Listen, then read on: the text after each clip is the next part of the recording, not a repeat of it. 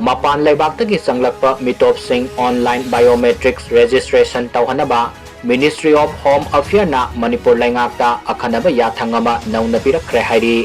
Pawasina Makataraduna Hai Ayaba Yauduna Changlakpa illegal immigrants sing Masak Khangdoknabagidama Mapanagi Changlakpa Mioi Pumnamak online biometrics registration Taukatabani Haina Ministry na Khanghallakhre Anoba Thaurang asigi Makhada Mapan Laibak Changlakpa Mioi Khudingmak Foreigner Identification Portal gi Kuthangda register tauba mathau taragani Changlakliba Mioi sing ado kadaidagi nomadi kari tauba lakpano haibna chingba akupa warol pumnamak ningthina verified tauragani Chandel amasung Manipur gi atai border district singda physical verification sathabada illegal immigrant kayamarum thengnabagi wafam khanghallakhra matungda Ministry of Home Affairs na akhanaba thaurang asi laukananaba Manipur Laingakta Khanghallakhibani hairi Yumlo naba Laibak singda tangdu laitadaba fibam oibaga loinana illegal immigrant kaya sanglakpa yai haiba singnabadagi Ministry na Mapan Laibaktagi ayaba yaudana mitop sanglakpa thingnanaba Anoba advisory asi pirakhibani adumoinamak Manipur Laingakki official singnadi ngamkhaida